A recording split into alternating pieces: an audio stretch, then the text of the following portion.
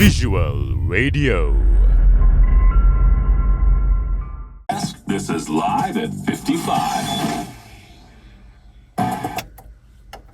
Good evening and welcome to Prime Time News on Yes 101. I'm Dithmini De Silva. In headlines, Asia Internet Coalition raises concerns over online safety bill. Sri Lanka suspends emergency procurement of medicine. In news overseas, Dutch scientist predicts major earthquake in Pakistan in the next 48 hours.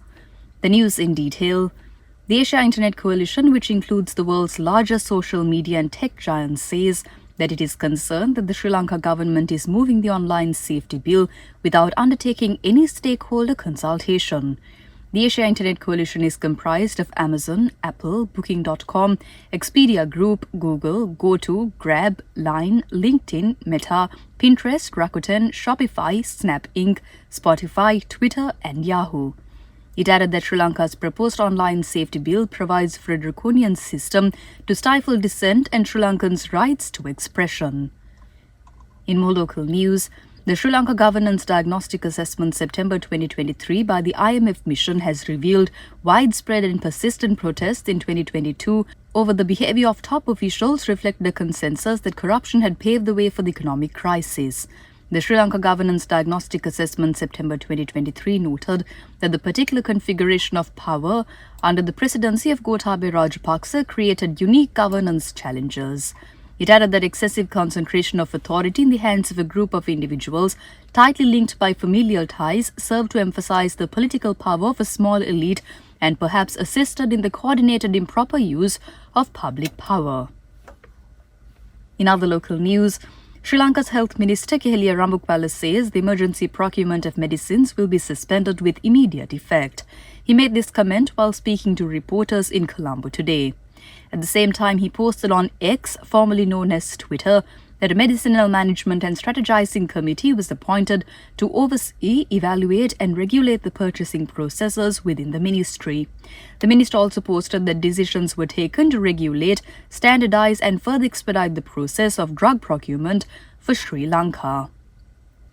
In more local news, the Bar Association of Sri Lanka has requested the Chief Justice to conduct a proper investigation into the resignation of Mullaitivu Magistrate and District Judge T. Saravana Raja.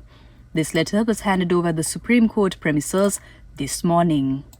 We are aware that the Honourable Magistrate of Mullaitivu, at a letter dated 23rd September 2023, tendered his resignation, citing the ground that his life was under threat. So therefore, this is a very serious matter. If it is found to be true, therefore the Bar Association of Sri Lanka summoned an urgent executive meeting, and where we took a decision that we have to take certain steps in order to find out the truth. So accordingly, we handed over a letter today to His Lordship the Chief Justice, and further another 2 letters were handed over to the Honourable IGP as well as Honourable Minister of Public Security, demanding the IGP and the Minister of Public Security to investigate into this matter as early as possible and to submit a report and to conduct the investigation in a transparent manner, so that people will have the trust and confidence in the whole system. Because it is the opinion of the Bar Association, if these allegations are found to be true, it is a serious issue that will erode the public confidence, trust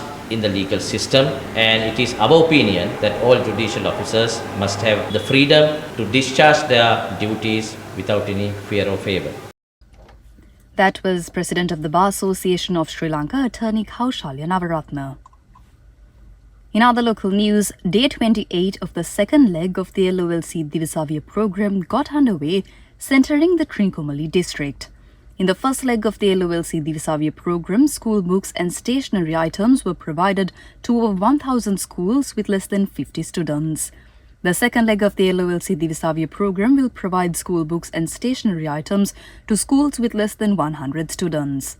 Students will be provided school books and stationery for a period of 1 year under the program.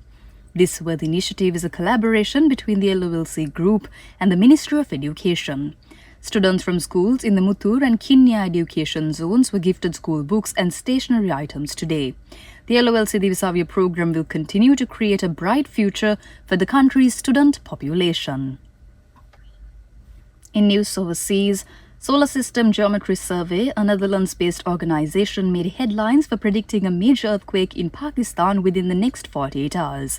The Dutch scientist who works for SSGeos has a record of predicting earthquakes, notably foretelling a massive quake in Turkey earlier this year, in which over 47,000 people lost their lives. In its recent prediction, the scientist reports massive surge of electric activity along Chaman fault lines, sparking anticipation of a powerful earthquake in the next 48 hours. Sri Lanka disqualified for lane infringement in the mixed 4x400 meter relay at the 19th Asian Games in Hangzhou, China. Bahrain won gold, finishing first. India won the silver medal, and Kazakhstan was placed third.